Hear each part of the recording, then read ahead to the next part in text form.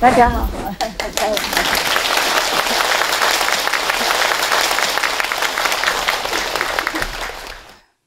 Do you like to see some northern performance from United Korea?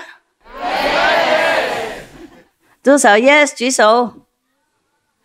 Shake hand, I mean right hand. Okay, good. Then I will invite them to come. They're from Pyongyang, okay?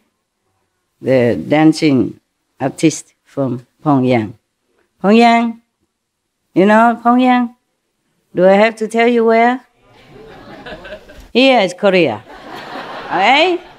Seoul, Taiwan, Korea, Taiwan, Southern China Sea, Taiwan, Korea, Seoul, Pyongyang. Because the dancing artists troupe, you know, Pyongyang troupe, they wrote me a letter. Yeah. They say they are very touched that I like them, that I'm concerned about Korea. So they wanted to come to perform for me, free of charge. They even say that, free of charge. Yeah, normally very expensive to invite them, you know. They say free of charge. Oh, I never had anybody offer free of charge before. It's me always offer free of charge. So I was thinking maybe they should come on the Korean Peace Day, huh? Yeah. You don't have time to come anyway, so we, Taiwanese, we enjoy. 3 more weeks. 3 more weeks. Whoever can stay, you're welcome, okay, huh? They'll be very happy to come. Free of charge. Imagine that. Very famous troupe from Pyongyang. Want to offer me free of charge. The whole troupe, you know, the whole group. A lot of people. Yeah. Very kind people, eh? And we will see them, if you stay. If not, we only the Taiwanese enjoy everything all ourselves. Today, there was a joke on SMTV, no? The mother come in and say, you have to go to school now. He said, I don't want to go to school. Why do I have to go to school? He said, because you are a teacher. I felt the same sometimes. Why do I have to come here? Yeah. Thank you. Yeah. Yeah.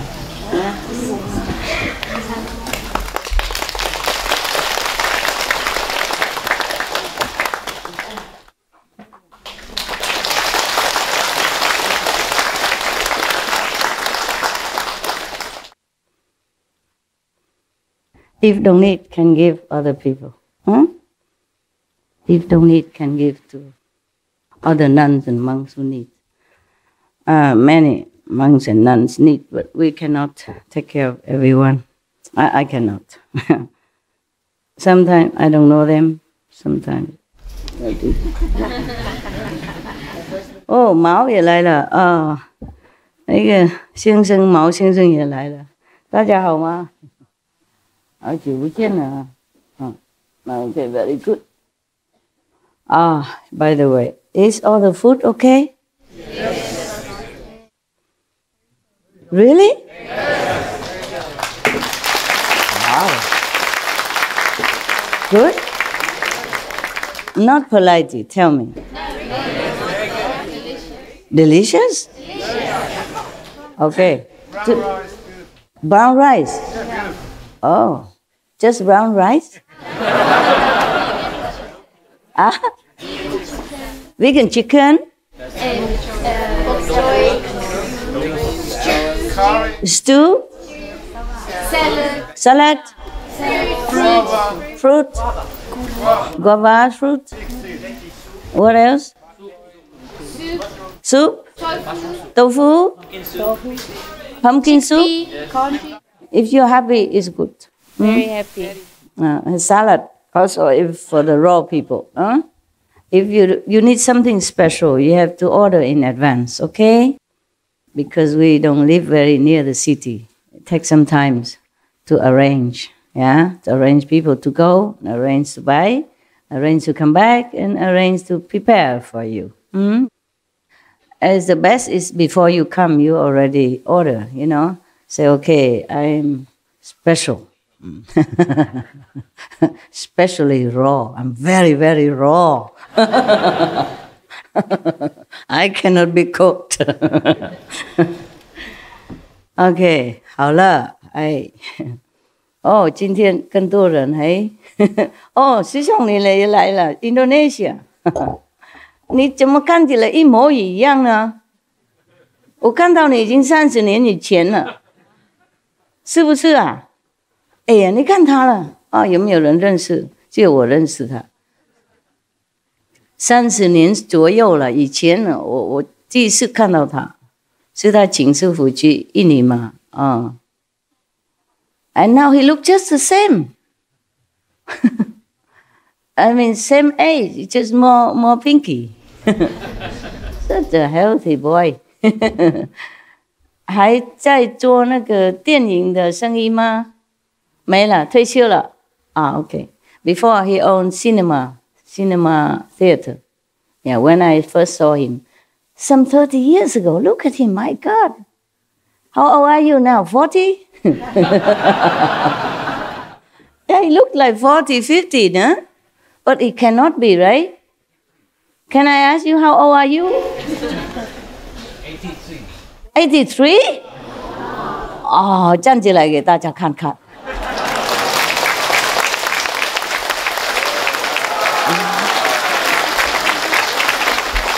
Incredible, incredible. 不敢相信啊！32不 ，no， 不是38， 83了，不是38 83了。哦，还是这么好，还住一样的地方哈。哎呀，我会想念你们那些煮那个菜呀、啊。我来那边的时候，哇，菜最好吃。我现在想起来还喜欢的，哎，他们不晓得他们家人煮的好好吃，也不是什么很豪华的什么，就是那个口味刚好，很高兴看到你了，好久不见了，还有你们毛跟那个周生意都好吗？还可以哈，还不退休？还没。啊，小孩都长大了就可以退了吧？Never mind， 那些是旧朋友了 ，OK， old friends， yeah, long time ago. This couple from Singapore and he from Indonesia. Yeah, give a good impression of their country. Lovely, lovely people. Okay, now we go to India. You like? Yeah, let's take a flight in our heart and flight, free of charge. Yeah. I was thinking of that joke. I also sometimes don't feel like going out to be a teacher. I can't believe being a teacher. You have to worry so many things. Before, when you see some master go on the stage or in the temple, they just go and sit and just talk leisurely. And you thought, oh, nice to be a master, yeah? And many people run around him or her, you know, doing everything for them. Look like, yeah. How come I don't have such kind of life? You know, I do everything mostly myself, and I have to organize many things. Of course, people are doing it, but I still need to organize, give instruction, where to repair, what to do, etc., and have to be on top of it. Like how many people can come now, or we have to be in Sihu. We have to organize buses. You see what I'm saying, and all that stuff, and have to organize over there too. A lot of things. Even this seems small thing, but all day just small things, nothing else. Yeah, and my dogs also. Sometimes change assistant, and the dog got sick. And until I check it out, they're already sick. Yeah, sometimes too late, and I feel sorry for my dogs that sometimes I just have to leave them for someone else to take care, and not everyone bring good energy or healthy kind of atmosphere, okay, huh? Even though you are initiated. And as you know very well, the past karma, the master power, delete. But the present karma, you must carry on. Otherwise, you cannot live. You must die immediately if you have no connection with the world at all. Yes. And because you're still connected with family, friends, and all kind of things, give and take in this world. So we have to carry on this short life for a while. Yeah, whatever we have to do, we have to do. But that's why we need the 5 precepts. That's why the precepts come in. Otherwise, maybe your karma in this life is already destined to be bad. Yeah? Then you have to rely on the master power also, but your own willpower, the precepts, to know what to do, what's right, what's wrong, so that you control yourself. Yeah? Then you take the destiny also in your hands to guide it with the master help into the right direction. So our life is better. Even though we cannot help the whole thing, but at least action don't do any harm, at least. Okay, now we take a flight to India. Yesterday, I was talking about the 4th meditation method with the 2 kings of medicine, plus the 500 other Brahman gods who are also helping with the healing process. Yes. Any healing things, any healing process or power mostly came from the 3 worlds, because it's a physical body, physical world. Yes, and they control them. That's why you see that yesterday is included 500 Brahma gods in there. Probably the 500 Brahma gods were also physically present because they probably incarnated into the world to help people, to help healing. And these 2 kings of medicine, they have been doing it life after life. Therefore, they have such a powerful healing technique or help to their patients. That's why you can see some doctors are good. Yeah, they have green hands. Some people, some doctors still graduate, same, maybe even excellence, great.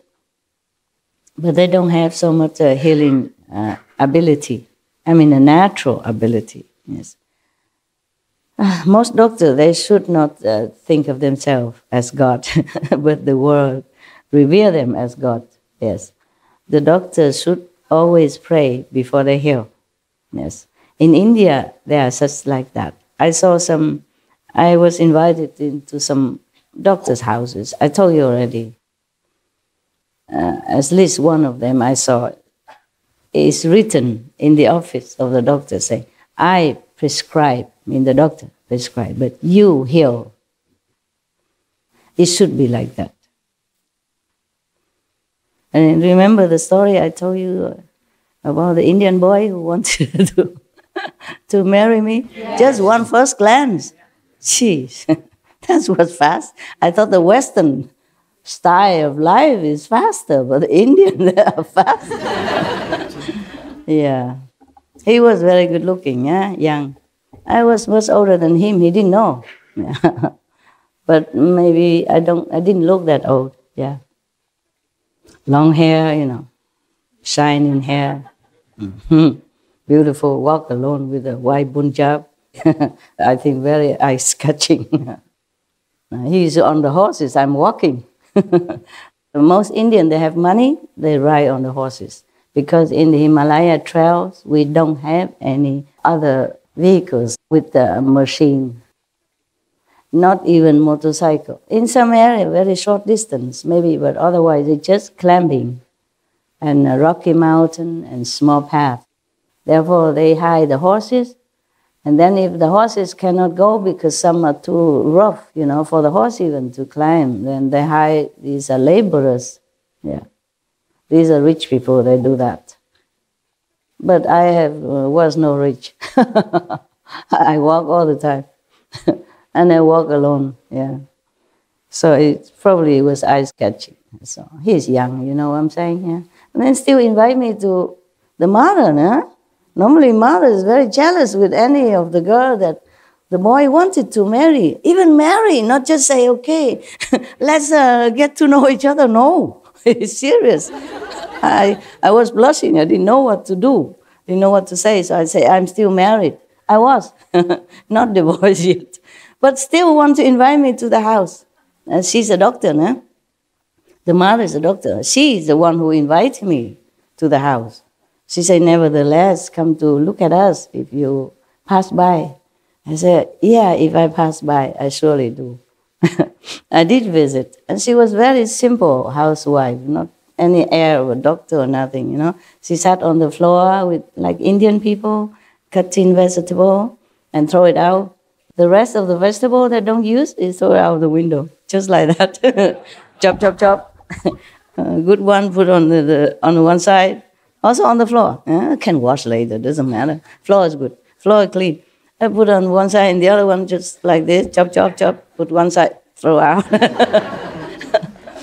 It doesn't matter because the cows in India, they roam free. They will pass by and eat it anyway. In fact, I did see it. I was curious. After she left to something, she goes some other room. I peep at the window. I said, oh, there's a cow eating it. So there's no waste. It's very cute. I didn't stay long. I didn't sleep there. Just passing by, say hello. And they give me meals. And very hospitable. Very hospitable. The Indian people. You know, even the poor people from the remote area of India, they greet you with a smile and the God's name, you know. Hari, Hari Ram Ram. Yeah. Oh, God be with you. Hare Krishna, Hare Ram Ram. They always greet you with that. Yes. But don't ask them where you're going because they always say straight ahead. Yeah. Straight ahead. And if you say something, they always seem like don't agree with you because they say, okay lah. They shake their head, but they say, good, good. Okay, okay. That means yes, right? In India, this means yes. For us, this is yes. But for them, this is yes. I was very confused. I said, I did say anything wrong? I didn't. Why you always disagree with me? And if I ask the direction, straight ahead, straight ahead. Yeah, maybe the rural people, they did not learn too much English, so that's the few words they know. All you know is straight ahead. Well, that's where you should go, actually. Where would you want to go? Straight ahead, no? Very good people, good people. Now, let's go yesterday again. I told you the calendar always pops up by itself. So yesterday we said that the physician king and superior physician say that the Buddha asked them about, asked the assembly about perfect penetration.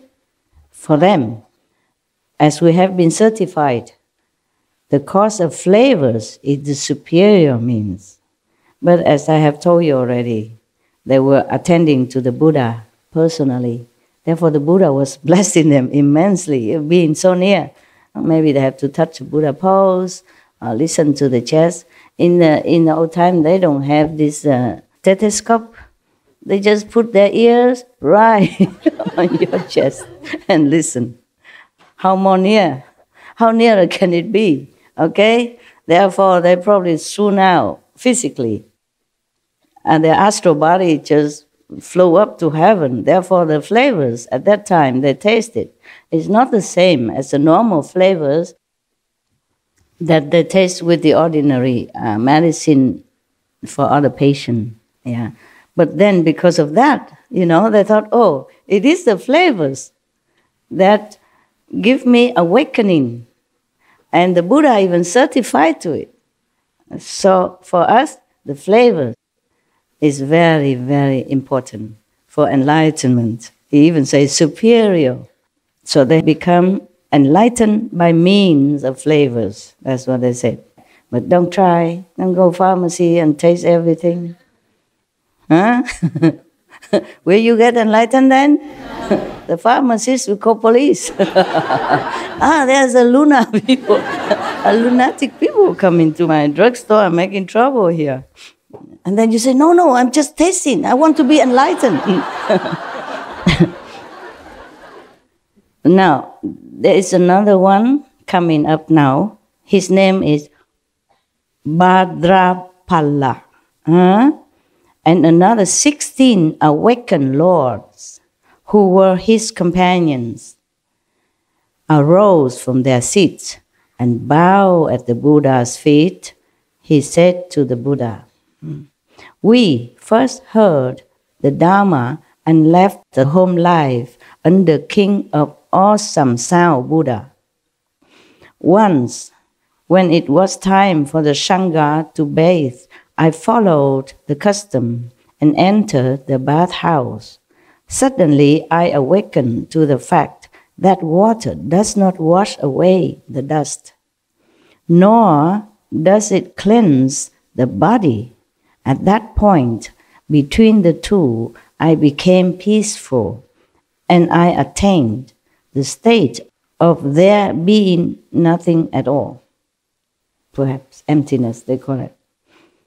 "To this day, I have never forgotten that past experience. Having left home with the Buddha, I have gone beyond learning. That Buddha named me Bhadrapala. Wonderful touch was revealed, and I accomplished the position of the Buddha's disciple." The Buddha means Shakyamuni Buddha now. The World Honor One asked about perfect penetration. As I have been certified to it, touch is the superior means. So that's his meditation method, touch. I don't know what touched him. Didn't say here. Probably from the water, or when they were bathing together. In the bathing, and they have to cleanse themselves. And then suddenly he realized through the touch that it's not the water that cleans. But of course he has transcended the normal state of awareness then. Yeah. Otherwise, if you touch yourself all day long, you feel nothing, no? Do you feel anything when you touch yourself? Or even your brother next to you touch you? Try, touch anything. No, won't feel anything. Yes. Therefore, actually, if you want to read the sutras of the Buddhas or the scriptures of any religious order, you must be enlightened first. Yes, you must have more or less similar experience, of transcendental awareness. Otherwise, people, what? Just a smell of herbs and he became enlightened? Then I go smell the herbs all day long. Then I get enlightened quicker. He only take care of the Buddha once, and the herbs at that time only, or one time, and he get enlightenment. And this one is a touch. Did you see that anybody touch him here? He went to the bathhouse also. Suddenly I awakened to the fact that water does not wash away the dust, nor does it cleanse the body. Okay, between the two, he entered the state of not because of the water or not because of the touch, and then he realized that if he's in a bathhouse, I'm sure he was scrubbing himself, trying to cleanse himself, and that's how he became enlightened. So he thought it was the touch of the body, of the sensation that he awakened. It's not. It's just like everything else before us. So now we know. So that's another one, number 5, huh? We still have 15 or something to go. Now, this another Buddha great disciple, Mahakashyapa. He will be one of Buddha's successor later on. Huh? And you should know that. even though it doesn't mention here, okay, but I read elsewhere, it's different. So Mahakashyapa is one of Buddha's great disciple. And then another nun called Purple Golden Light Bhikkhuni. I explained to you yesterday already, Bhikkhuni means nun, but fully precepted nun. Bhikkhu is fully precepted, 250 precepts, yes. If a novice, then we don't call them Bhikkhuni, yeah, we call them maybe Samini, Sami or Samini, yeah. Sami means a young boy, a new novice to come to become prepared to be a monk. It takes some time. And then Samini is a woman, lady nun, yeah, but not yet fully ordained, yeah. These are all Bhikkhu and Bhikkhuni, yeah, okay. I was also, I supposed to be Bhikkhuni, but don't look at me, don't question. I'm not that kind of Bhikkhuni. Sorry. Sorry to disappoint you. Maybe inside, the heart. But people don't look at inside, they mostly look at outside. They say, what? What? You say you are a nun? Oh, forget it. If you are a nun, then I'm a monk. Anybody would say that. Okay, never mind. It's just the way it arranged with the Maya, so that some people have to be screened out to begin with, okay? I'm not allowed to just take in anybody the way I want. So the clothes is some kind of a screening filter. It's just like you have a screen door, screen window, filter out the small mosquitoes. This kind of screening, the screen door. Might as well, yeah. Because even some people already came and still cannot distinguish. Not to talk about people who did not even want to come because of the screen. Mosquitoes don't come because of the screen anyway. So, Mahakashyapa and Purple Golden Light Bhikkhuni and others, maybe some more, probably practicing the same method. Therefore, they all came together to tell the Buddha what they did or what they do. So they all arose from their seats, bow at the Buddha's feet, and said to the Buddha, "In the past Kalpa, in this region, I drew near to the Buddha named Sun Moon Lamp, who was then in the world. I heard Dhamma from him and cultivated and studied with him. After that Buddha's extinction, I made offerings to his sarira and lit lamps to continue his light." Do you know what sarira is? No, okay, I tell you. When some saintly people die, or in case this Buddha, any Buddha die, they will burn his body as a custom in India. And then whatever left over, solid substance, they will put it in a stupa. They build like a small temple and put the sarira in there. Yeah. Sarira means the leftover from the Buddha's cremation. Saintly people mostly call it sarira, okay? Most of the Buddha's sarira has become very beautiful. It's not like ordinary people after burned, not much left, or just ash, or just some little crumbs of bones. Buddha's body condensed into some kind of jewel, 7 color of jewel. You know, it's like, imagine it's, okay, do you know moonstone? Yeah. You know crystal? Yes. It is so clear between the moonstone and the crystal. Some clearer, some not. And it's about this big. Bigger than my thumb. 2 thumbs together. About this big. Okay? and round and very beautiful color. People would put it in this kind of small stupa, they call it. Yeah. It's like a mini shrine. And mostly it's like triangle, yeah, and decorated, carved, sculpted beautifully outside. And inside they put the sharira. It's a relic. A relic, yes, a relic, that's correct. Yes. You Indian? Nepal. Nepal, similar, that's why they know a lot about it. All right then. So these two groups, the Bhadrapala group and other 16 retinue people, and also this group of Mahakassapa and Purple Golden Light Bhikshuni and others, they are retinues. They normally have their group, you know, like he's a group leader. They have practiced already in the past, as you can hear that already, yeah? Are you okay? Your eyes are red. You didn't sleep well? No, I'm fine. I'm just very happy. You were happy and you cried?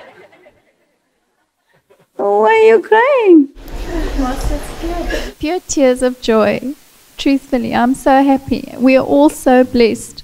You're happy? So happy, blessed, spoiled. We love you so much. Of course, I'm your babysitter. I sit here. And you feel safe, and of course somebody take care of you. But you go beyond what's necessary, Master. And I can't hear you at all. What? You go beyond what's necessary, Master, and it's just really so beyond touching. the duty, you mean? Yes. Okay. So this is my duty. Yeah. All right. Thank you. Thank you. I'm glad you're happy. Okay. You just like fans, you know, that's all. I don't know. Like those famous movie stars and singers, if they sit with you, let you come to their house, of course you're happy. Huh? Because even you're not coming to their house at all, you're not allowed to. You just stay in a big open air theater somewhere and you already hoorah, hoorah, hoorah. Oh. And here I let you in my house and entertain you every day. If you're not happy, then you must be crazy. I can understand that. Yeah. No, I guess it's different. I hope it's different. I hope you're not just my fans. Oh, whatever. Yes, I do what I can. I thought you didn't sleep well, your eyes red. So they practiced before, you see, in the past Kalpa, also in the same region where the Buddha Shakyamuni was at that time. They were practicing with the Sun Moon Lam Buddha, who was then in the world. At that time he was in the world. I heard Dharma from him and cultivated, you know, and studied with him, etc., etc. And then after the Buddha Nirvana, she make offering to Sarira. And he lit lamps to continue his light. Maybe lighting lamps, normal lamps to offer to the Buddha. Or maybe she meant that she continued to teach people because she said she lit the lamps to continue his light. So I guess that she was kind of continue his teaching lineage. Yeah. Otherwise, the normal light cannot be Buddha's light, nah? That's what I guess. Okay. From that time on, life after life, my body has always been perfect and has shone with a purple golden light. The Bhikshuni, purple golden light, and others make up my retinue. And we all brought forth the resolve for Bodhi at the same time. So that was their story. Yeah? She continued. I contemplated the world's 6 sense objects, change and decay. They are but empty stillness. Based on this, I cultivated extinction. Now my body and mind can pass through hundreds of thousands of kalpas as though they were a finger snap. Wow. Meaning time has no control power over this bhikshuni and her retinue. So that was the talk from Mahakashyapa, introducing also purple golden light bhikkhuni at the same time, also telling the Buddha what practice he has been doing. That was in the past kalpas. And imagine, they remember everything from the past kalpas. You remember anything from yesterday? What did you eat yesterday? Not even that, yeah. Well, congratulations. Your memory is extraordinary. Extraordinarily low. So that's what they do, you see? So based on the emptiness of mental constructs, I accomplished a hardship. The World Honor One says, in the Shakyamuni Buddha, because they stopped from one Buddha to another, so I have to tell you which Buddha that they were saying. Before there was his past Buddha, master, and now he talked about Shakyamuni Buddha. So the World Honor One says that I am foremost in Dutta practices. Wonderful Dharma brought me awakening and understanding, and I extinguished all outflows. The Buddha asked about perfect penetration, as I have been certified to it. Mental constructs are the superior means. What is mental constructs? Anybody can explain to me? Philosophy? He's been telling you all this and now you don't even know what mental constructs are. What then? No? Don't know? Oh, okay. You pretend again. Make trouble for me. Then I don't have to explain. Just no mental constructs. That's what it is. Actually, because they have nothing to do with us anymore. No? We could also read through to see how many methods the Buddhas, monks and nuns have been practicing all that time. He said that he contemplated the world's six sense objects, that they change and they decay, so they are just empty. Based on that, you see, he cultivated extinction. So now his body and mind can pass through hundreds of thousands of kalpas as though they were a finger snap. Don't know. What if I say I also don't know? Okay? What? What does that mean? He's using his intellect, his mental power to observe the sixth sense. You see that we know. Touch, smell, taste. What else? What else? Okay. So he's using his intellectual power, mental power to analyze this. And it's also a kind of contemplation, concentration. Thus, he became enlightened. People use different faculty to be enlightened, okay? Yes. Even sometimes practice the same method. Therefore, people has different experiences inside. Just like you, brother and sister, I teach you one method, but some of you have different experiences. Some, have experience outside, obviously, or some benefit of some kind, and some go inside, see different worlds, different dimensions, etc.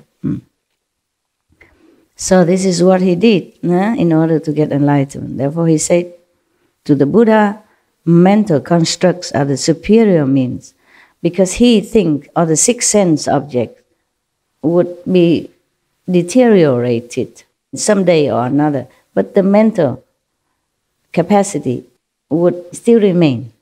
Yeah. Therefore he said that his body and mind is belonging to the mental domain, yeah? So he say he still have it. And his mind can pass through hundreds of thousands of kalpa, as if with a finger snap. All right. So he think, if you use the mental power, the mind power, then you can be enlightened. Just be more observant, more concentrating, using the mind. Our method don't use the mind, except just to repeat some protective kind of fasts. Yeah, that's we have to use. Otherwise, it's not the mind that we use to observe or to analyze anything. You see, he did observe the six sense objects, and then he see that they are not permanent, not lasting. It's just the mind. Even the six sense object, he observed that they all come, go, but his mind is still alert, still can see that.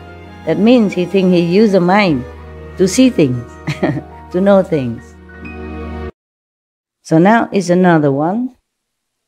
His name is Aniruddha, another monk. Arose from his seat, bowed at the Buddha's feet, and said to the Buddha, "When I first left home, I was fond of sleeping all the time." It sounds familiar to me. He doesn't know I have more than just one.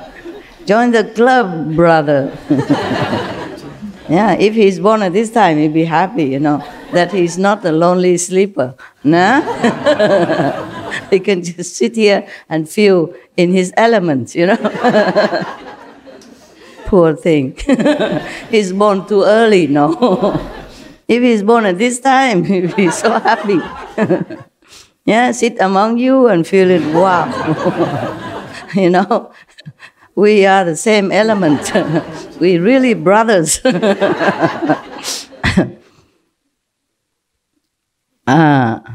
The thirst-come one scolded me.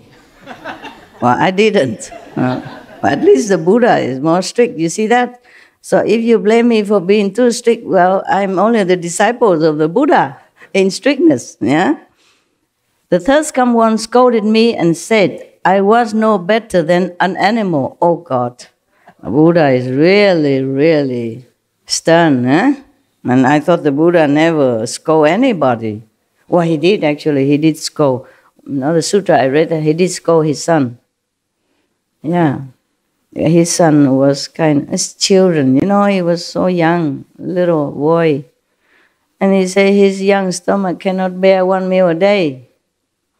And he said that he is meditating too long, he cannot bear, etc., etc. The Buddha scolded him.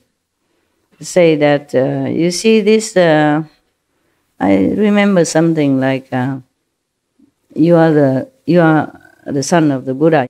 And it's like something worthwhile, yeah? But if you see the basin that I used to wash my feet with, can people use the feet washing basin to eat or to put something more valuable in it?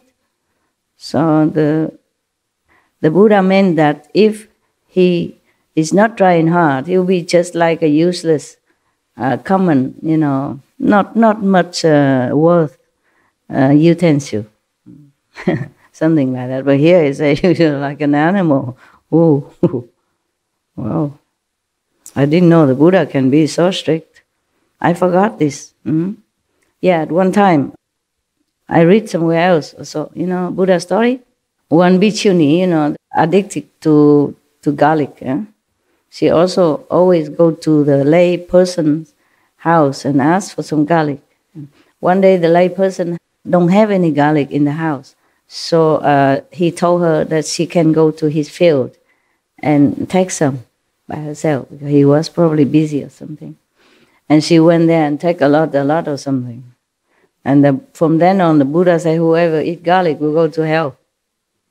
Just to eat garlic. Probably he was angry because she damaged the field of a lay disciple, which being a bhikkhuni, you should not. Yeah, and you should not be so addicted to something that you have to be so dependent and became so less dignified. Buddha probably was angry and saying, don't eat garlic, but she still sneakily going and doing that and damaging people's property. I would also be very angry.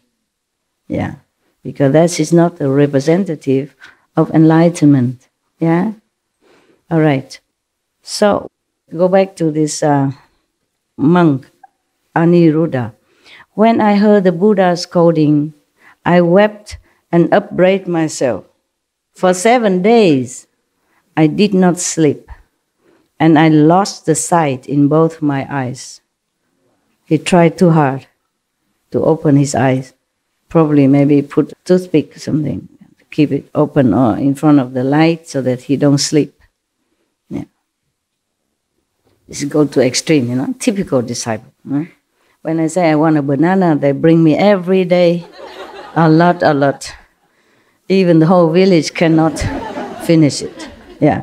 And one time they bring me these Vietnamese, they call it chả or something like that. You know, these Vietnamese ham, the whitish color, outside green, they wrap with banana. Yeah. And it's round like a ham, like this. Or this round, or this tall, and they cut into small pieces. And one day they give it to me, some slice. Oh, Good Love loves that. Yes, I give it all to him. I'm not really very fond of anything, not much. Nowadays, not much. So Good Love ate them all. Yum yum. Next day, I gave double portion. Yesterday, same stuff. And Good Love is not there anymore, so I returned the same portion, the same amount. The dog's not there because when I'm on retreat, I cannot just have them around. I don't have enough time to attend to you and attend to business and paperwork. So no Good Love around, so I return the same. I never told them. Sometimes the Good Love likes something, a lot. And if it's gone, then next day I get a lot. And the next day is next day, Even Good Love fed up. So the Buddha blamed him for sleeping too much. But he didn't say not to sleep, meaning doing things in an appropriate way, nah? Yeah, middle way, no? Then he just took it too seriously. 7 days don't sleep until his eyes are blind. Yeah, terrible. Many things like that happen here also. Repentance, good, yeah? Being aware of your own shortcomings, good. But no need to punish yourself when there's not necessary. Huh? Just tell me what the problem is, okay? So now he said that he did not sleep for 7 days and lost the sight in both of his eyes. The World Honor One taught me the Vajra Samadhi of the delightful seeing, which illumines and is bright. Although I had no eyesight, not that I don't have eyes, no eyesight, I could contemplate the 10 directions with true and penetrating clarity, just as if I were looking at a piece of fruit in the palm of my hand. The thirst come one certified me as having attained a hardship.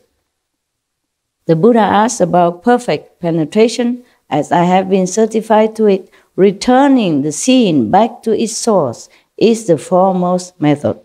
Meaning, you don't see with the eyes, just like you are doing in meditation. Yes. As I have told you before, one of the Zen masters said, if he knew, the nature of our own primordial, luminous and glorious self, he would be better being blind, deaf and dumb to begin with. That's what he said. Because we can't use anything. This physical, ephemeral nature of things and the body, we cannot use any of them for enlightenment. So that's why when he has no eyes, he realized after the Buddha taught him how to see inside, then he knows that the seeing source is not from the eyes. The eyes get the seeing from the source, just like the ears get the hearing from the true source. You see, that's why we don't use the ears, but we hear. You see, if you did not practice Kuan Yin method, how would you understand what I'm saying? anything at all. Yeah. Even you practice Kuan Yin method. I asked you many times, and you did not understand. Not to talk about the people who don't.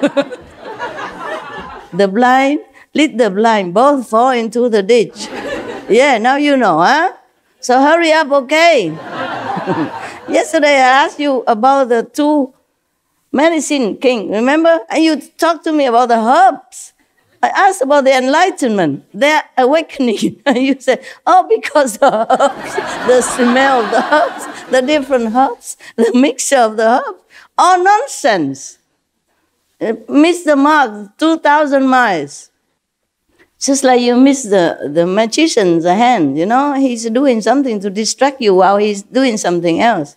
That's why you don't see where the pigeon come from, or where his handkerchief come from, or where anything else come from. Yeah.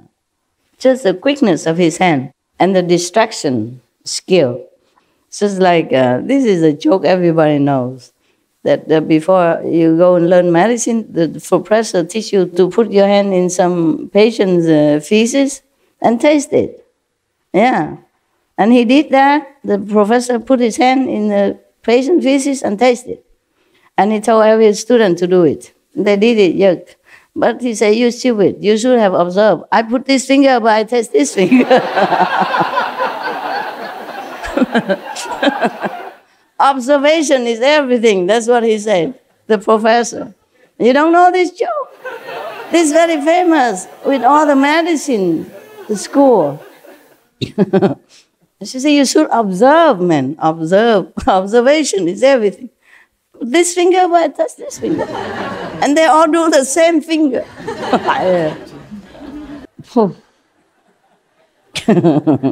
You can laugh at people's expenses, but how about you guys? Yeah, we can get easily distracted by some unimportant factors or unimportant movement or some unimportant object, and we do the wrong thing, yeah? And think the wrong thing. All right, so we continue. Yeah, returning the seeing back to its source is the foremost method. But seeing only, yeah? Not yet the Kuan Yin method. Most masters, they don't teach you everything. Or maybe that master only specify in that seeing. Most people nowadays, or most master or Zen teacher, they only do the seeing. Only do the meditation seeing, concentration, or breathe, yeah? Something like that. Or observing the body, something like that. Or observing the natural of the impurity of the body, yeah. And then until you see only skeletons in front of you, something like that, yeah. But very rarely teach Kuan Yin method. Very rarely, yes. Only some like we know, you know, like Sakyamuni Buddha. Those famous masters, all the time up to now, all teach Kuan Yin method. If you read carefully, you see. Even Milarepa also, yes. Milarepa master also teach Kuan Yin method. That's why before the master give him initiation, he know nothing. He just build bricks and, you know, houses, and then get scolded every day and beaten up even until bleeding. And the wife of his master, Maba's master, must help him to put some ointments on his back. Yeah, he has such a heavy karma because he killed so many people using magic. Using magic is already a no-no. Using magic to kill the whole village is even the greatest no-no of any time. So his master has to painfully cleanse it that way first before he can be empty, pure enough to receive the great teaching. Nowadays, some masters are very compassionate, just teach you without checking you anything. So if you met such, some Indians master like that, should really appreciate. I'm not talking about me or anything, just in general, okay? General. His master has many disciples, main disciples, who can transmit the Kuan Yin method, like Kuan Yin messenger nowadays. So Mila Rebbe sneakily went to one of his chief disciples who can give initiation and asked for initiation. He faked that the master sent him. So his chief disciple believed that and gave him initiation. Nothing happened. No light, no hearing, nothing. So the chief disciple was wondering, could it be that our master did not allow this? That's why he did not get the experience. So later they found out that he cheated. Get more beaten from master, more house to build. I think it was his wife, the master wife, sent him there. Said, okay, you go there. Yeah, don't get beaten anymore. Go there and ask that disciple, say, I say so, or something. Nothing happened. Yeah, his time is not come yet, okay? He's not ready. He's not worthy.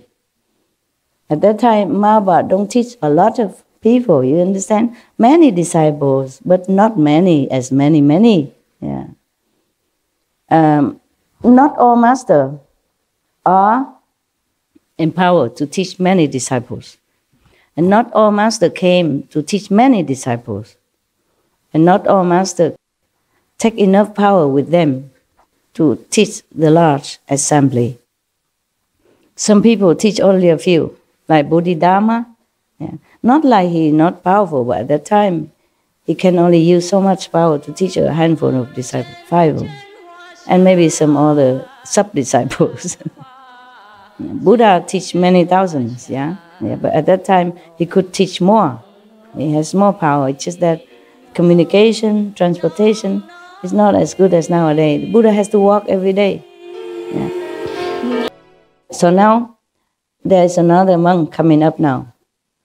Kusdra Pantaka arose from his seat, bowed at the Buddha's feet, and said to the Buddha first, I am deficient in the ability to memorize and do not have much innate intelligence.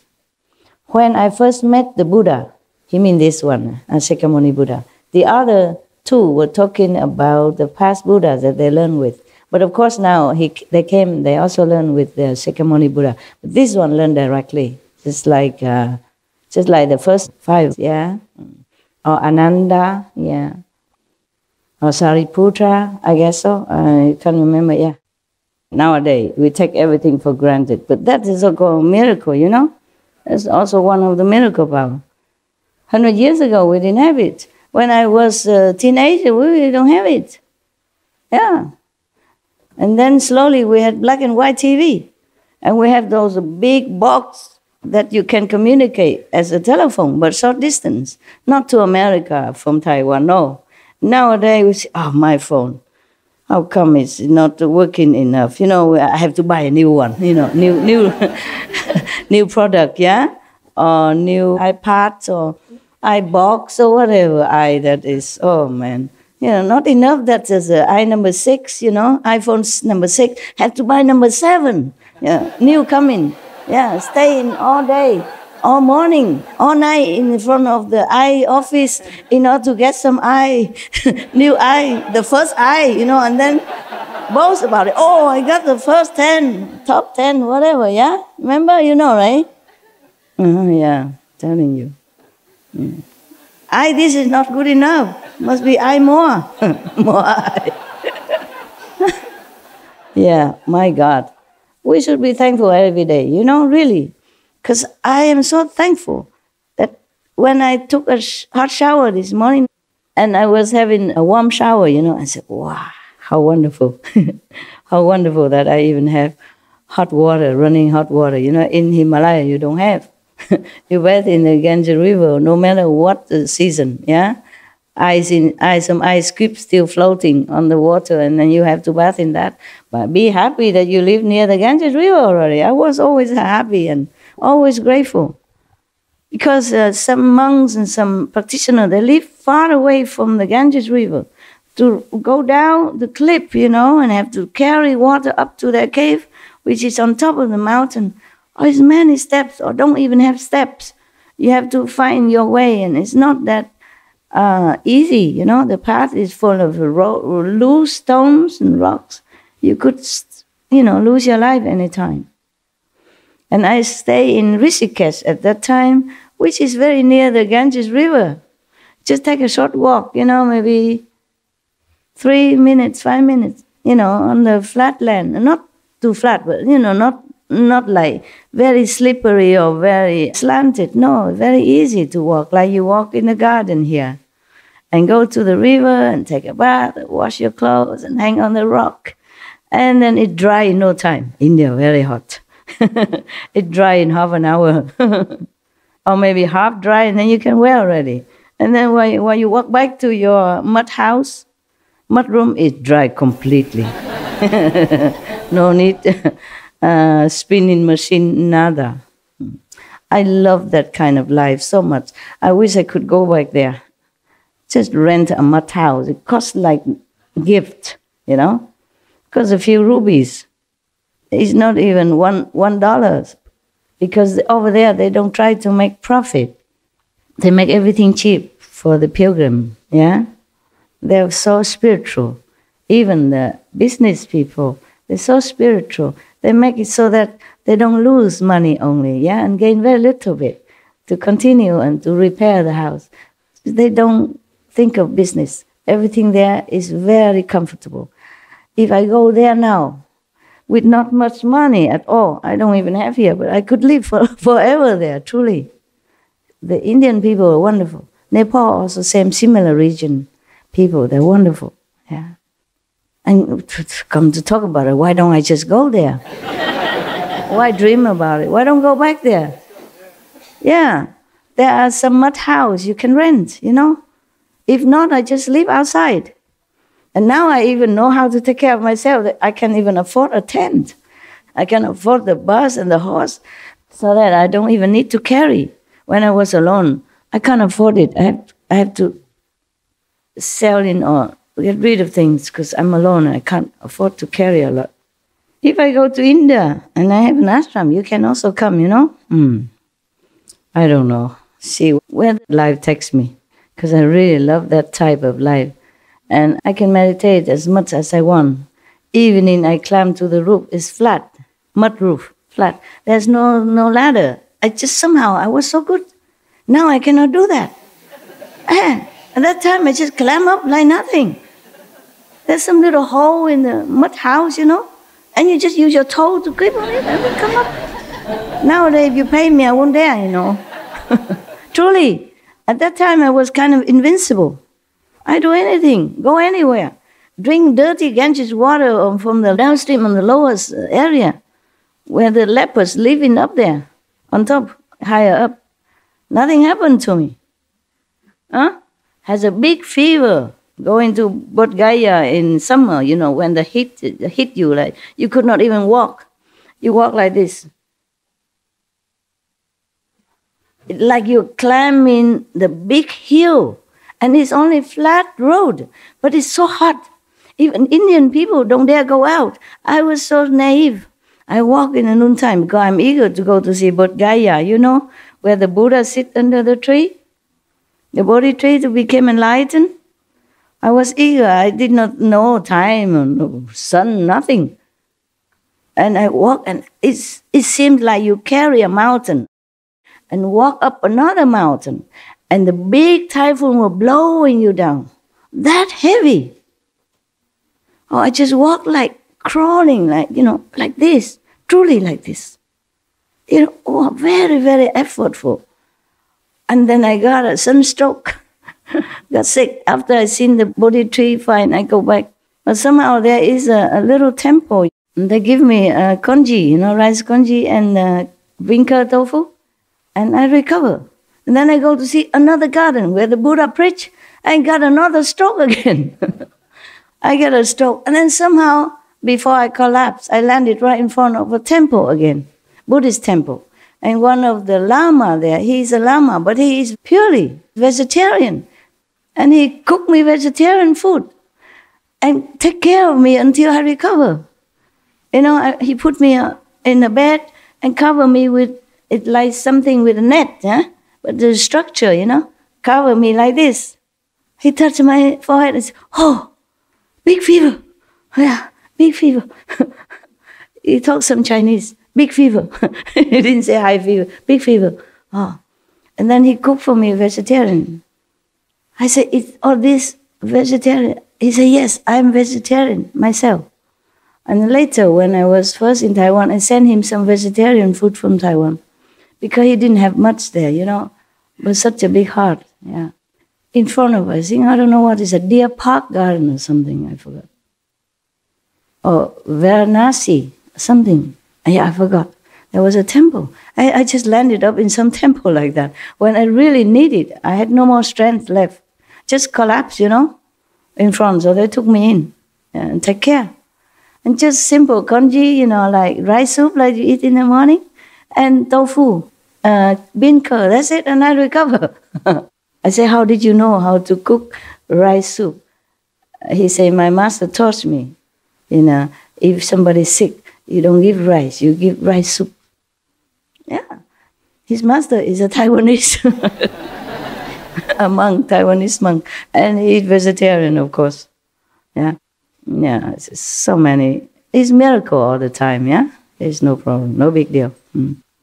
I was so eager at anything for enlightenment, so I just go here and there, do anything without considering me as a very fragile young woman. Yeah. But God takes care of everything. Like a book we said, no? God takes care of everything. He did truly take care of me. So this is Kusdra Pantaka talking, yeah? When he first met the Buddha, he said, "I heard the Dhamma and left the home life. But when I tried to remember one line of a verse by the thirst come one, I went through 100 days, remembering the first part and forgetting the last, or remembering the last and forgetting the first." He has no memory faculty, not very sharp. He tried very hard to remember what the Buddha said. Yes. In those days, and nowadays also, in many parts of the world, people don't have other facility, or they just do like tradition, memorizing the whole Bible or the whole Quran, memorize the Buddhist scripture. I also did memorize some. You have to memorize some, like the morning service, the evening service. And when you make offering to the Buddha and recite some mantra for the ghosts and all that, you must know. I had to memorize also some, yeah. And also they memorize some of the mantra, the compassionate mantra, like from Bodhisattva. It's a long mantra, yeah. Or some shorter mantra. But evening or morning service, you have to remember. You cannot just sit in front of the Buddha, bowing and then reading. You have to prostrate to the Buddha and, "Oh, I forget. What was it, Buddha? What was it? What was the last part before I bow? I forgot." You have to learn by heart, yeah? Like you have to make offering to the Buddha. I learned both Chinese and Vietnamese. Yeah, in the morning you have to make offering.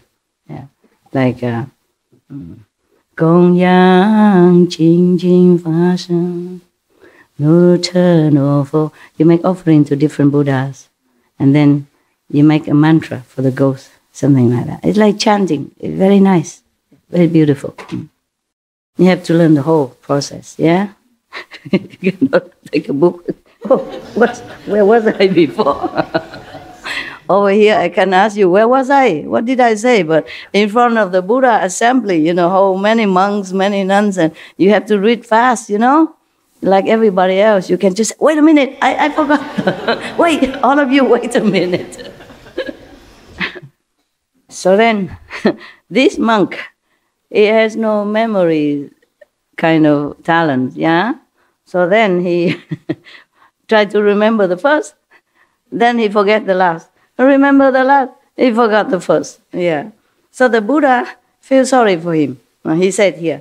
So the Buddha took pity on my stupidity, yeah, and taught me to relax and regulate my breath. You see, the Buddha teaching breathing now, so that he can be more relaxed. Yeah. The Buddha also breathing technique now. Yeah. I contemplated my breath thoroughly to the subtle point in which arising, dwelling, change, and extinction happen in every sana, every nanosecond, he said, okay? Every sana, that means nanosecond. In Sanskrit, it says kasatna, yeah. But he realized every nanosecond that because he contemplated the breath thoroughly, yeah, until to very subtle point, so that he see the arising, dwelling, change, and extinction happen all the time in this world or the other world. Yes, every nanosecond, something new arise, something change, something exists, destroy every nanosecond. So he continued, my mind suddenly attained vast non-obstruction until my outflows were extinguished and I accomplished arhatship. Beneath the Buddha's seat, I was sealed and certified as being beyond learning. I mean, he's already enlightened, yeah. And no need to learn any book or any instruction anymore. Just continue to meditate, to continue further, yeah. So, and the Buddha asks us about perfect penetration, as I have been certified to it. Turning the breath back to emptiness is the foremost method for him, yeah. The Buddha say 84,000 methods, yes? So, the Buddha taught him this breathing method. But it's not a normal like breathing that you get enlightenment. It's not. I have to turn it back to the emptiness. There were no more breath at all exists. Before the breath even come, that's the original emptiness. That's how he get enlightened. So, you think you want to learn this? Breathing? No. Some people still do. Some people still do. They have pranayama and they have breathing technique, yeah. And all kind of things, yeah, yes. There are different teachers, teach you different things. In India, there are many methods, okay? They have some royal technique, hatha yoga, and other things, yeah, they call different names, yeah. So now, another monk arose from his seat. His name is Gavampati. Bowed at the Buddha's feet and said to the Buddha, I have mouth karma, created from a past offense.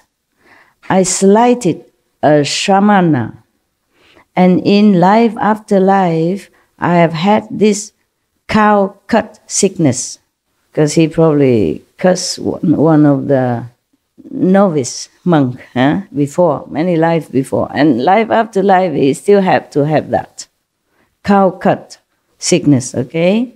So the third come one taught me the mind ground Dharma door of the purity of a single flavor. My thought was extinguished. I entered samadhi and contemplated the awareness of flavor as not having a substance and not being a thing. As a result, my mind transcended all worldly outflows. Internally, this is a result, he said. Internally, I was free from body and mind, and externally, I abandoned the world. Not like going to the moon, I guess, no. Meaning he not attached. I left the three existences far behind, just like a bird released from its cage. I separated from filth and wiped out defilements. And so my Dharma I became pure, and I accomplished arhatship. The third come one certified me in person as having ascended to the path beyond learning. See that? This is another method that the Buddha taught him. Maybe it depends on their faculty and their ability and their intelligence. Yeah, even the Buddha get the so stupid student, he still can raise him up to arhatship. But being stupid is not a sin. being stubborn, being big head, big ego is a problem that separate you from Buddha nature, and stop yourself from understanding the real teaching of the Buddha inside, not the talking outside. That's why this monk before, he cannot even remember one sentence. Yeah, he forget the front or forget the back. He still can attain a hardship because he's not arrogant. That is the point. You see, he has no ego to obstruct him. Ego is the worst enemy that we can have as a practitioner. Just too much fixation on the outer, phenomena and allurement, and then forgot to go inside. Or too much proud of small attainment or small success, physically or emotionally or spiritually. This is all very detrimental to our spiritual progress. It's the ego make it like that. Make you attached to this and that, make you feel proud of this and that, which is absolutely nothing. It's dust compared to the real thing, compared to your real purpose in life, to meditate, okay? Like if your husband spoil you or love you so much and you become kind of spoiled brat, and in going outside you also became like that, demanding, and proud, arrogant. Or your wife is spoiling you, then you also became stubborn, too much ego, thinking that, oh yeah, I'm wonderful, I'm the best, I'm somebody. This is okay for self-confidence, but not overstep the boundary between self-confidence and arrogance. Then you'll be fine. You have to know, check yourself, whether or not you are obstructing yourself. This is really, really, really detrimental for your spiritual progress. You go nowhere, carrying around the ego like a baby, like precious thing. Just let it go, okay? We are nobody. We are nothing, really. I mean, maybe outwardly, look like I'm your master and teaching you, but inwardly, I don't feel like I'm anything. Inside my feeling, I don't feel like I'm something important. I never had this kind of even feeling to grasp at, I do my stuff, diligently every minute, every second, every hour of the day, what I can. Take care of my dogs, take care of my things, do my business, take care of whatever I have to. And if you come, I teach you a few things, but inwardly, for example, suppose I do scold you. It doesn't mean I'm arrogant or anything, because I don't feel like I'm anything. I just do what I have to do. It's just like I tell my dog, stop it, Don't play too rough. That doesn't mean I don't love my dog. That doesn't prove that because I'm their master. It's not like that. I just have to stop them before they get too serious and biting each other. When they get cranky, playing too rough, and then one get hurt, and then begin cranky, and then the other one also more cranky, and then it's become a fight. Yeah? So I have to stop them then. I say, stop it. I do something to stop them, not to continue so roughly that it escalate into some more serious problem. That's all. Not because I'm their owner. I don't feel like I'm owner of the dogs or anything. I just have to take care of them. It's just situation. Make it like that. It's just like if I teach you, I tell you something, it's just necessity. Not because I think I'm a master. Not because I think I have the right to do that. It's just automatic. It's spontaneous.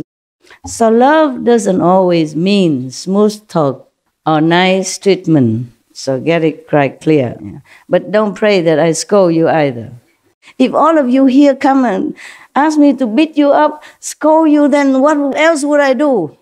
Then we can forget the whole Suragama Sutra or any sutra or whatever. Yeah, just beating, scolding, beating, scolding, beating, scolding. Hundreds of thousands of disciples, scolding, beating all day long. Like Marfa, Milarepa's master. Like what? Like how Milarepa's master was beating his his disciple. He is only one disciple. There's thousands. Look around you, look around you. And they haven't not all come here yet. Not all of them are here yet. Thank God that the world offer them jobs. Yeah, not all can take holidays, yeah? And thanks God that some women and some men do marry them. You can't get rid of us, Master, Yeah. but you can at least get rid of some. Yeah, get rid of some. Yeah, through jobs, through marriage. Children, thank God they also have children. And friends, you know, and parents, yeah. Yeah, and mortgage, yeah. And car to pay, you know. Television, machine, all these are keeping them somehow. Yeah, otherwise how do I manage? Now we go back to the Buddha's business. Another man come called Gavampati, okay? And he has a problem with the mouth. It looked like a cow cut, you know, cow mouth. So the third come one taught him mind ground Dharma door of the purity of a single flavor. And then he became enlightened. Yeah, and he has no outflow, worldly outflows anymore. He transcended. Yeah. Internally, he was free of body and mind, and externally, I abandoned the world. I left the three existences far behind, just like a bird released from its cage. You know what the three existences is? Any of the nun, monk, tell me? Thưa sư phụ, ý nói là vượt khỏi tam giới. Yeah, good.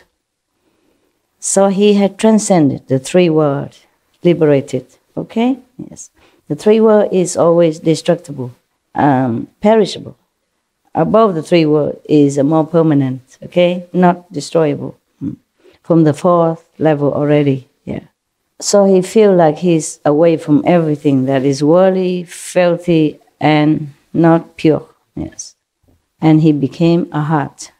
The third come one certified me in person as having ascended to the path beyond learning.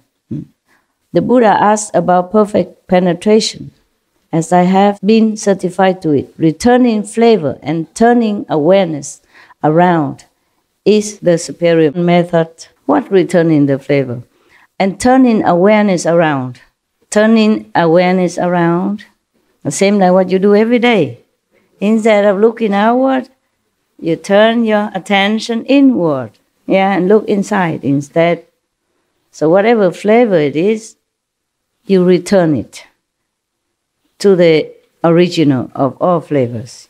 The reason the flower, the roses had the smell as it is, because it originates from somewhere else. The reason you can smell the roses, because your smelling faculty originates from somewhere else. So return into the source in one saying, very simple. Just turn inward. Yeah, whatever. If you have either flavor or fragrance, doesn't matter. If once you turn your attention inward, then you're in samadhi. You're free, flavor or not, smelling fragrance or not. That's what it is. The secret is turning inside to the real world, not the physical illusion world here that we have. Similar, then they all turn inward by one method or another. It's just that you wait and see why we have to practice Kuan Yin method, okay? The punchline is still coming, yeah? Wait at the end. Now, there's another monk coming now. There's a monk named Pilidavasa arose from his seat, bowed at the Buddha's feet, and said to the Buddha, "When I first left home to follow the Buddha and enter the way, I often heard the thirst come one explain that there is nothing in this world that brings happiness." Is that true or not? Even if it brings a little temporary happiness, we pay a lot suffering afterward. Nah? Like romance, for example, beginning, how nice and hot and whatever, and then after a while, it's bitter taste and suffering, crying a lot, blah, blah. It's very difficult. Once you enter this kind of very narrow love relationship, and you just be kind of locked up in there. And you suddenly you became jealous of anybody. Any woman go near your boyfriend, you feel like a potential threat. Any man go near, you feel like it's a potential danger to your relationship and your love, for example. And then if the husband or the wife or the boyfriend or girlfriend that day somehow did something, this is not to your liking, you say, I knew it. That must be that woman. I know it. That must be that man. It's like that. And it becomes more and more narrow and more bickering, more sorrow, more possessive, instead of happiness. It's just a natural thing that turn out that way. Very difficult to control. It's your sixth sense of, outward focusing. And then it brings in trouble. And the mind interprets it in the wrong way. And the heart beats it in a different way. It is the world that makes everything seems negative. And even though you normally have a very good and happy relationship, things will happen to make you doubt it.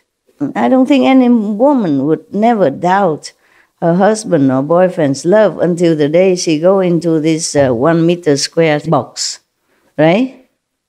I heard all the time that they have doubt, they have suspicion about their love relationship, even though outwardly it seems so perfect. A couple, it seems like they're perfect. But there's never, always, spotlessly, no suspicion. And then because of suspicion, it breeds another suspicion. And then you watch your partner. Instead of loving him or her, you're watching him. You analyze it. You observe it. Oh, this is with negative thinking and expectation. And boom, it might come. As you expected. And then you say, I knew it. I knew it would happen. And now it comes. You see, I told you, I knew it. And then the more you told him or her, the more it happened. And nobody likes to stay in a bickering relationship. And then they have excuse to go. And then they start another, you start another, and another war begin in different positions, different places, with different rival. Tell you. That's why the Buddha left home. He had 500 women. He should know. 500 concubines. He should know. That's why all these monks listened to him, because they trusted him. If the Buddha, who has 500 wives, doesn't know, who else would know? So you got to trust him and be a monk. Be single, No wife, no woman. Trust him. Be monk like him. So that's why 2,000 monks always surrounding him, not wanting anything else, not wanting woman or anything. Even Ananda was already captured by a most beautiful woman and experienced artisan, of that time, most beautiful, and have even the Brahma mantra, the most powerful charm mantra of all time. He was already captured and trapped in there. Even then, he prayed for Buddha, please help me. I just want to be a monk. Believe that? Because they trusted the Buddha. The Buddha is full of experience, not just in heaven, but on earth as well. So all the monks never waver, Maybe that's what it is. Maybe that's why they all became monks. Even though being a monk is not easy. You can't even look at any woman. When you walk, you just look about 1-2 meters in front of you only, And then you don't even think about it. But later they did that naturally. They don't think anymore in that direction because they trusted the Buddha, Then they all became very pure monks. That's why they became arhat or bodhisattva so fast. So quick, in a shorter time, because they trust the Buddha completely. Maybe I should have 500 husbands before I became a master. Then all of you probably became monk or nun already. Then I don't have to take care too much. All of you, I just give you each one bowl as a souvenir.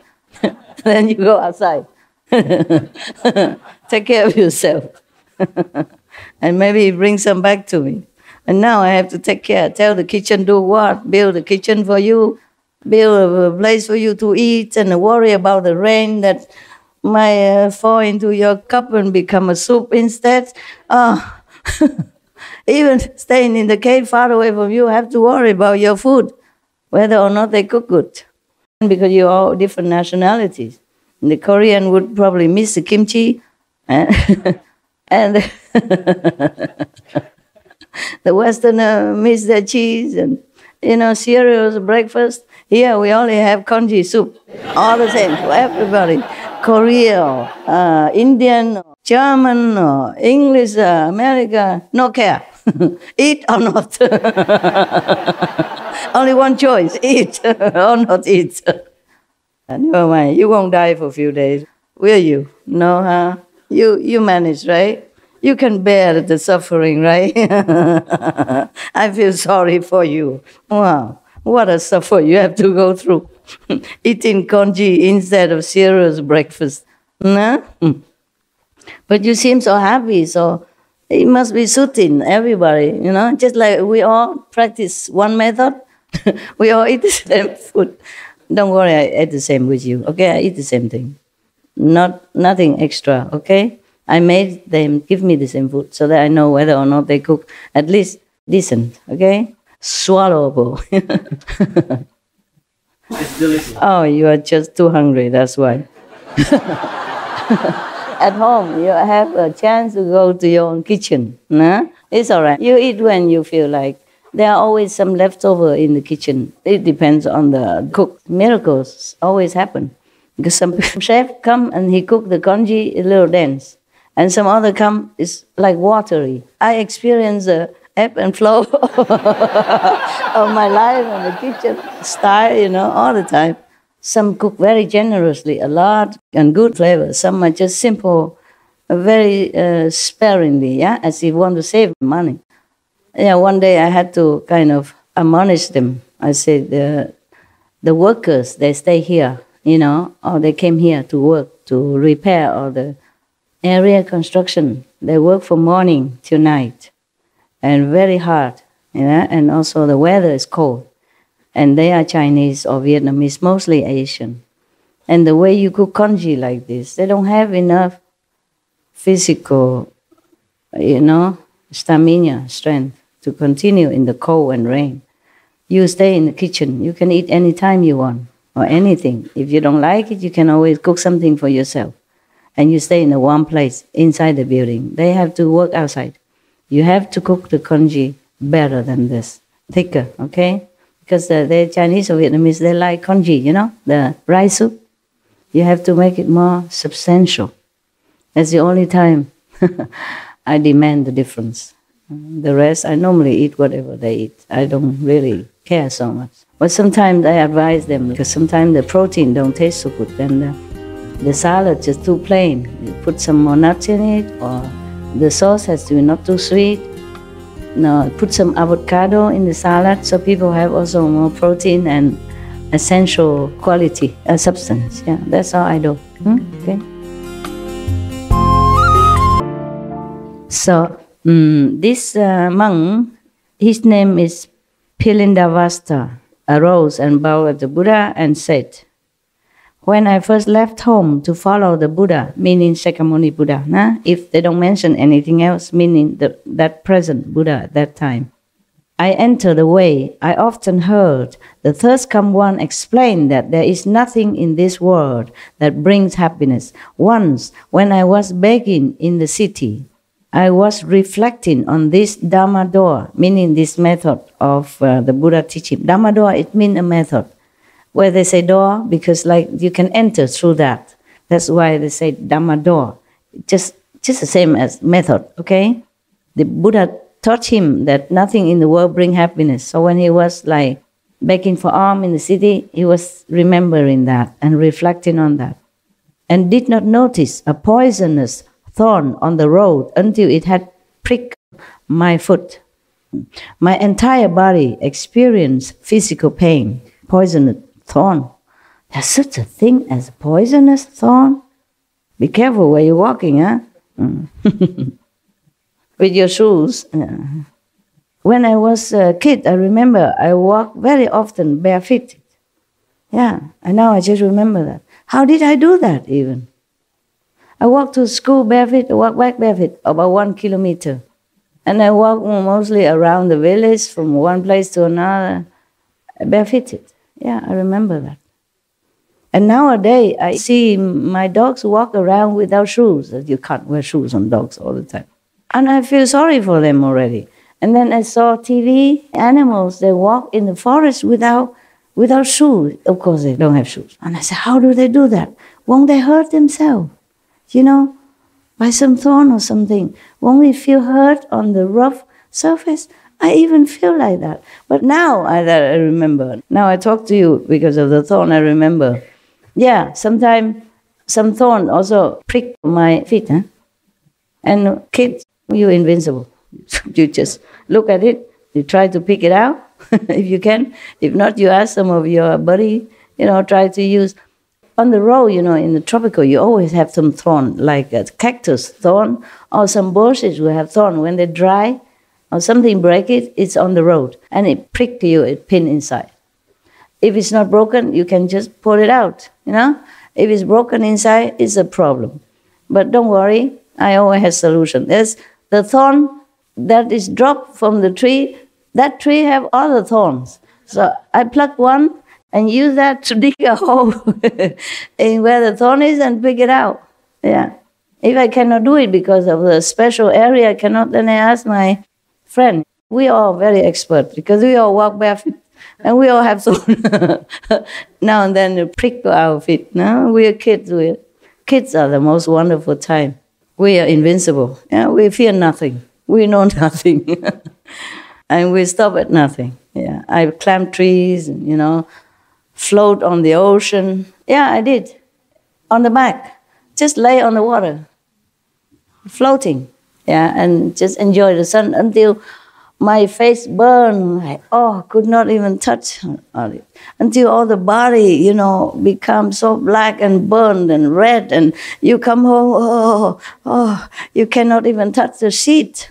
Nothing can come on your body. And I don't remember putting any oil, nothing. We were kids. We were just invincible. It will just heal itself. And we do it again. Not like have bad experience and stop. Because Vietnam have sea everywhere. No? The kids love to go to the beach and lay in there until the sun going, and then our body already all red and burned and suffering, and then go home, ooh, ooh here, ooh there, but then go again. Children, I guess the animals, they're also like that, too pure, too naive, fear nothing, just walk on. So at that time, when the thorn pricked the foot of this Bhikkhu, he experienced the whole body pain, but my mind also had an awareness. Though it was aware of strong pain and recognized the feeling of pain, I knew that in my pure heart there was neither pain nor awareness of pain. There are two states of mind that exist at that moment of pain caused by the poison. One is the knowing of the pain, feeling of the pain. On the other hand, he knows that there is not true pain, no pain. Because normally when you have pain, you would just focus on the pain and you say, yeah, and then you cannot bear it and you try to, do this and that to take care of your pain or to try to ease your pain, but you don't have another awareness that nothing happened. Yeah, that your real self has no experience of pain or damage or any trouble of any kind. So because he was in samadhi, he was already thinking of the method that the Buddha taught him. Therefore, he was already in samadhi while he was still walking. It's just like I told you yesterday, I'm doing some job walking, but I don't see things. I don't see the way it is. I see in the purity of my mind. Yeah, heaven told me that because you are so pure. That's why you see that so far the way you think it should be. And that because your soul is up, you don't see the whole world, but see a part of it only. That's what heaven explained to me. Because when I came back to the physical, the mind don't capiche anymore. So I have to ask heaven, okay, what happened? So the Bhikkhu continue. Pilindavasa continued, I also thought, is it possible for one body to have two awarenesses? He was asking himself. Having reflected on this for a while, my body and mind were suddenly empty. Not like empty, but he's in samadhi. He don't feel the body anymore. Just like some of you sometimes, or even you leave the body and look down and see, oh, who's that? You sitting there, whoa. So old and crumpled. When you outside of your body, you are younger, vigorous, and happy and beautiful. And when you're a little bit older, you go out of your body, you look down upon yourself sitting there and say, who is that? Whoa. After 21 days, my outflows disappeared. I accomplished a hardship and received certification in person and a confirmation that I had realized the level beyond learning. And the Buddha certified him. So the Buddha asked us about perfect penetration. As I have been certified to that, purifying the awareness and forgetting the body is a superior method. Through that, he attained a hardship. Okay, purifying the awareness and forgetting the body. Can you do that? No. Maybe he don't feel this every day. But he attained to the ultimate of this goal, and then he can return to it on any time he wants. It's not like every day he go find a thorn, prick his body, fit himself just to see if the pain causes him this awareness again. It's just like some of the monks before, they have the awareness of secretive and pervasive at the same time. This monk also experienced a pain, but no pain at the same time. Well, this you must have. Even I have. Sometimes I have trouble or sorrow, but on one hand I know there is nothing can affect me. Very clear. As clear as the nose that I see on the chocolate face. Like that. Your chocolate brother. It's very clear like that. On one hand you are feeling sorry with the situation or with someone or with the world. But on the other hand, very clear that nothing happens really. Understand what I'm saying? Yes. All right, I hope. But you do experience that. Yeah, you do know that. It's just you forget or you didn't pay attention. Pay attention to your progress, okay? So that you know that you progress. And that encourages you to continue. That knowing that you go the right path. That's all. Not because we try to collect experience like medals or like trophies. Okay, we should know where we are and where we're going. The calendar. Super. Iron woman, right?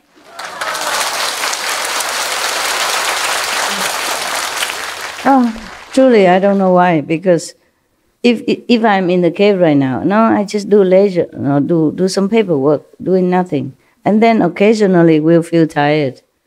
Cannot talk like this. Cannot imagine it. Just before I come here, I couldn't imagine I go out and talk for 3 hours. I was thinking, Master, can I make it? I talk to myself just like you do, Can you make it? Because you still have to work, you have to go to school. And then it's just going, and I don't have anything special, more than you had. I just have one bowl of these, the rice soup, and what else did I have? Yeah, it was this bean curd tofu. This you cannot eat a lot, it's very salty, because I don't have appetite. Only that thing can make me be able to swallow the soup. I know if I'm out here, I don't know how many hours until I come back, So that was the breakfast, And then a little bit curry, that you had. That's it. Nothing else. And a little bite of this guava. A bite about this big. This big. You know why? Because I had to bite it first and then I give it to the ghost. Otherwise I cannot eat it. That's all. I eat something so that I can take some out for the ghost outside. Hungry ghost, Otherwise, I was also very lazy to eat. Didn't want to eat. I didn't want to do anything. And I thought I could not make it today, coming out and talk. But then I did. hours long, non-stop. Can't believe that. The next one. The next one name is Subhuti.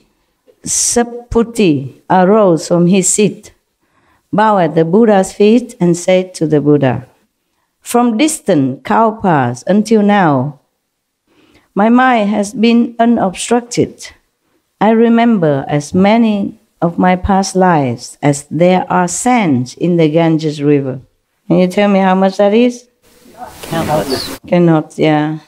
Ganges River sand, who can even count it, yeah? So he has even been in different lives, so cow, as many as Ganges River. Imagine how many lifetimes you have passed through and doing the same thing. He has also doing the same thing, like other monks and nuns before saying we have been practicing this and that in Kalpas. So, from the beginning, not that they have to reincarnate. They reincarnate on earth or physical universe for some different reason. They want to help sentient beings, yeah? That's why. And Kalpas after Kalpas, like the Ganges River sand, doing all this tirelessly. Imagine how compassionate these saints people are, the Buddhas are. And we just do a little bit physical work. I'm tired. Can't. Don't want. I'm so tired. Don't want. Don't want to do it. I need to sleep. Wait until you pass your life, then you can sleep all the time. It's coming soon, don't worry about it, sooner than we think. I just blink my eyes more or less and I'm already 30 years more than when I first begin. It seems like only a number, but it's etched in your body and make a real difference, yeah? So now this Bodhisattva Subhuti, feeling like from the beginning, in my mother's womb, he even know that. You can see it past life. I knew emptiness and tranquility already when he was a fetus, to the extent that the 10 directions became empty, and I caused living beings to be certified to the nature of emptiness. Wow, powerful. Yeah, in the womb already can certify people. Aware of the illusion of existence, yeah. Emptiness.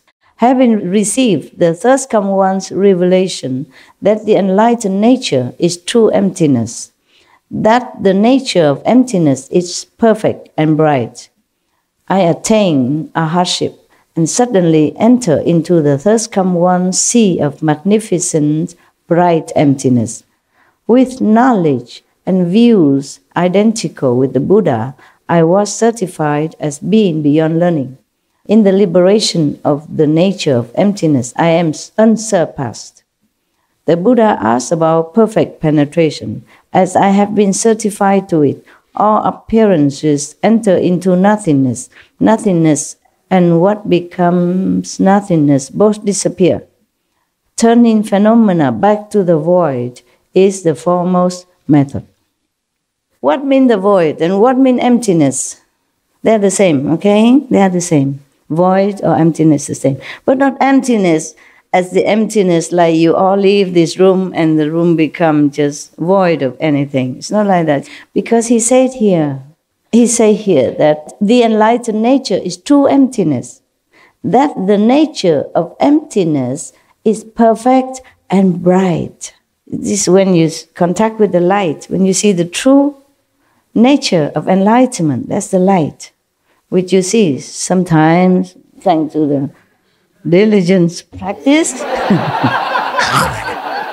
So, turning phenomena back to the void is the foremost method, because he could penetrate all phenomena that turn back to nothingness. And then even the turning back phenomena and the emptiness itself will both disappear. And nothingness will disappear. In the beginning, it's nothing. And then from nothing spring phenomena and material, physical existence. And even then, he can turn it all back into beginning of nothingness.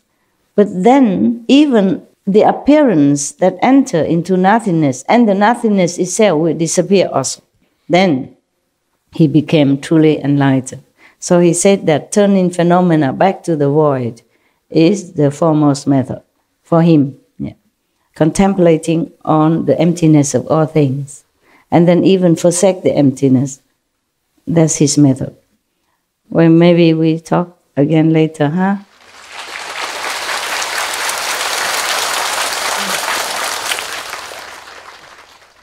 So, Sariputra will be the next. Huh? I mark it here. When you hear the name Kuan Yin Bodhisattva, then you know the calendar is almost end, because she has a big calendar. So we have 15 more. We had 10 already. 25 Bodhisattva will tell you different methods of cultivation. I don't blame you if you leave me. You have too much choice. Spoiled with choices. Okay. Monday, breathing. Tuesday, flavor. Wednesday, emptiness. Thursday, void. And Friday, touch. Saturday, Sixth sense. The sixth sense. And Sunday, take a rest, right? Even God have a holiday on. Take a rest on Sunday. Okay. Lucky God. Yeah? I don't have a break on Sunday.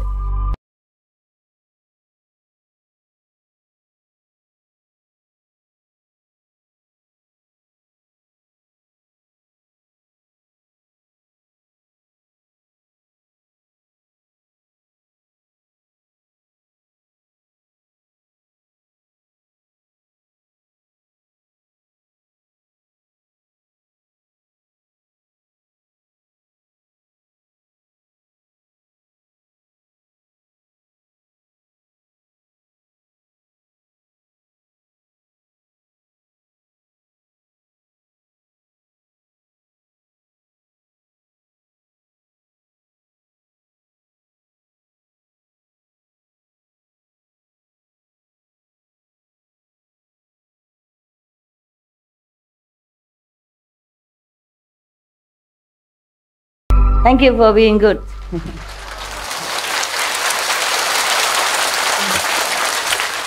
For being attentive. Yeah. Apparently, at least. Yeah. So lucky to be best. Okay, bye-bye.